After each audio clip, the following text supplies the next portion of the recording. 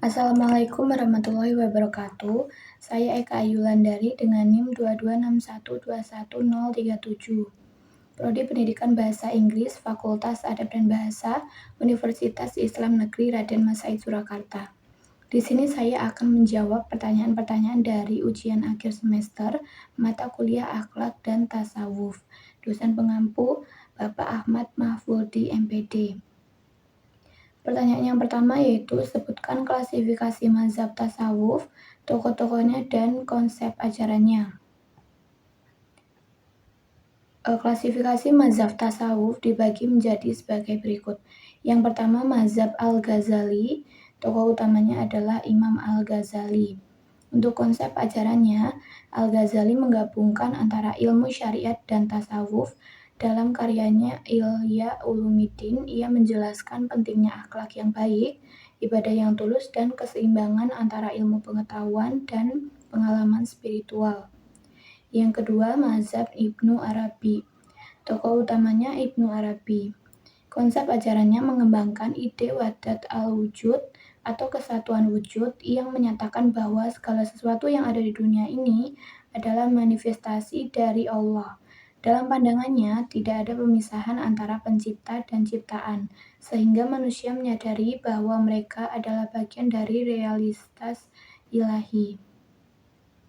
Yang ketiga, mazhab Al-Junaidi. Tokoh utamanya Al-Junaidi Al-Baghdadi. Konsep ajaran dikenal sebagai Sultan para Sufi. Al-Junaid menekankan pentingnya disiplin spiritual dan kesucian hati. Ia mengajarkan bahwa perjalanan tasawuf adalah sebagai proses yang panjang yang membutuhkan latihan dan kontrol diri, serta menghindari ego dan keangkuhan. Untuk yang keempat yaitu mazhab Al-Qushairi.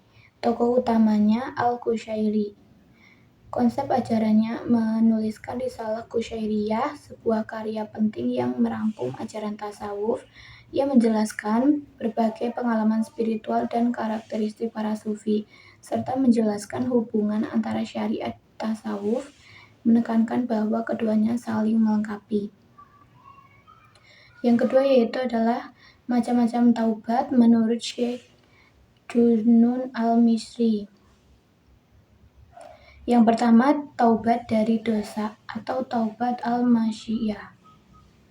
Ini adalah taubat yang dilakukan setelah seseorang menyadari perbuatannya yang salah dan bertobat kepada Allah. Taubat ini melibatkan penyesalan yang mendalam dan niat untuk tidak mengulangi dosa tersebut. Misalnya, jika seseorang berbohong atau melakukan tindakan tidak etis, ia harus merasa menyesal dan berkomitmen untuk memperbaiki dirinya. Yang kedua, taubat dari keterikatan atau taubat al-ibtidaiyah.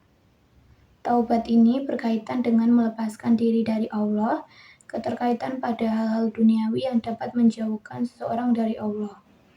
Ini bisa berupa cinta berlebihan terhadap harta, jabatan, dan kedudukan.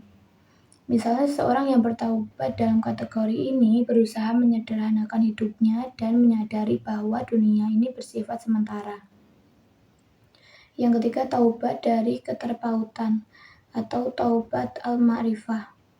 Ini adalah taubat yang terjadi ketika seseorang merasa jauh dari Allah akibat kesalahan dan dosa yang dilakukan.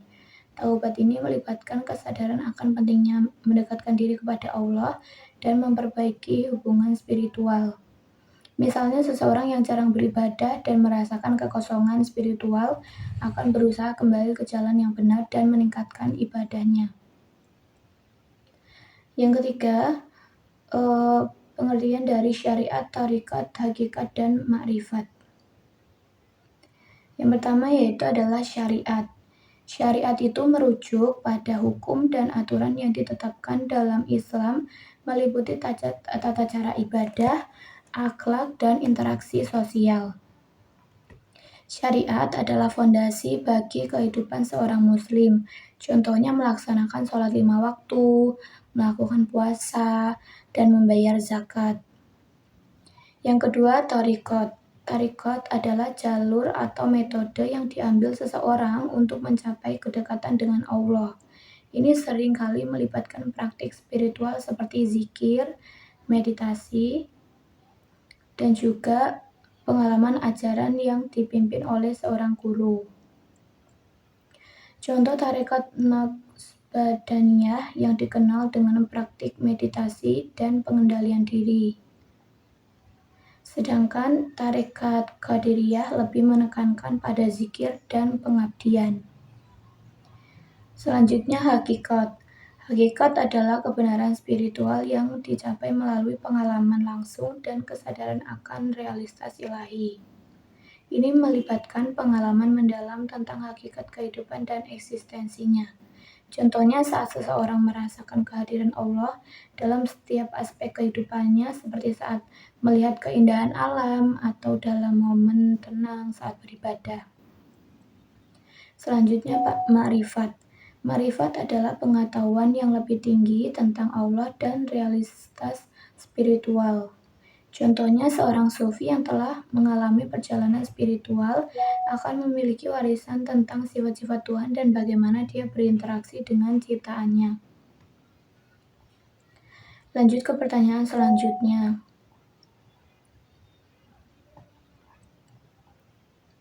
Sebutkan dan jelaskan 10 tanda mahabbah ilahiyah. Tanda-tanda mahabbah ilahiyah yaitu yang pertama adalah kesadaran dan akan keberadaan Allah. Seseorang merasakan cinta akan ilahi itu selalu menyadari kehadiran Allah di dalam hidupnya. Yang kedua, kecintaan pada ibadah. Seseorang akan merasa lebih bahagia dan tenang apabila dia beribadah seperti saat sholat atau membaca Al-Quran atau ibadah yang lainnya. Ibadah akan menjadi momen yang akan dinanti-nanti oleh manusia tersebut. Yang ketiga, menghindari dosa. Berusaha keras untuk menjauhi perbuatan yang dilarang oleh Allah karena merasa takut dan malu untuk melanggar hukumnya. Yang keempat, rindu pada Allah, yaitu merasakan kerinduan untuk selalu berdoa dan beribadah serta menginginkan momen-momen spiritual dengan mendekatkan diri kepada Allah. Yang kelima, cinta kepada sesama, yaitu mengembangkan rasa cinta dan empati kepada orang lain karena Allah, berusaha untuk membantu dan mendukung sesama dalam hal kebaikan. Selanjutnya, memiliki kesabaran, yaitu menunjukkan kesabaran dan menghadapi ujian dan cobaan hidup dengan sabar, percaya bahwa semua yang terjadi adalah bagian dari rencana Allah. Selanjutnya adalah tawakal, berserah diri sepenuhnya kepada Allah dalam setiap aspek kehidupan, yaitu meyakini bahwa Allah akan memberikan yang terbaik. Yang kedelapan yaitu rasa syukur, senantiasa bersyukur dalam segala keadaan, baik dalam hal senang maupun kesusahan, dengan menghargai nikmat yang diberikan oleh Allah. Kesembilan yaitu ketaatan, yaitu patuh terhadap perintah Allah dan Rasul-Nya, berusaha untuk menerapkan ajaran agama dalam kehidupan sehari-hari. Yang terakhir adalah menjaga hati, yaitu memelihara hati agar tetap bersih dari perasaan negatif seperti iri, dengki, dan kebencian, dan selalu mengusahakan agar hati senantiasa terisi dengan cinta dan kasih sayang.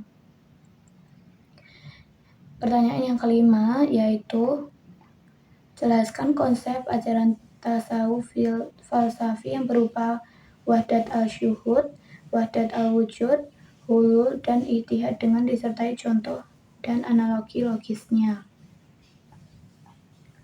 Yang pertama yaitu wahdat al-syuhud.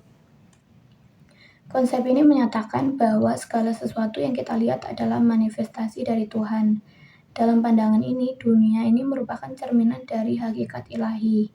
Contohnya, ketika seseorang melihat keindahan alam seperti gunung atau laut, ia tidak hanya melihat objek fisik, tetapi juga merasakan kehadiran Tuhan dalam keindahan tersebut. Yang kedua adalah wahdat al-wujud. Ini mengajarkan bahwa semua wujud berasal dari satu sumber, yaitu Tuhan. Setiap makhluk adalah bagian dari kesatuan yang lebih besar. Contohnya, Misal, membayangkan berbagai aliran sungai yang mengalir menuju satu laut. Meskipun memiliki jalur yang berbeda, semua sungai tersebut berasal dari sumber yang sama, yaitu hujan. Begitu juga semua makhluk yang memiliki asal yang sama, yaitu Allah. Yang ketiga, hulul. Konsep hulul menyatakan bahwa Tuhan bersemayam dalam ciptaannya. Ini menunjukkan bahwa Tuhan mengisi seluruh eksistensi meskipun tidak dapat dipahami dengan akal. Misalnya seperti cahaya matahari yang menerangi bumi. Meskipun cahaya tersebut berasal dari satu sumber, ia bisa berada di mana-mana dan menjangkau setiap sudut kehidupan. Yang keempat yaitu ittihad. Dalam konsep ittihad, ada pengertian bahwa ada kesatuan antara Tuhan dan makhluknya.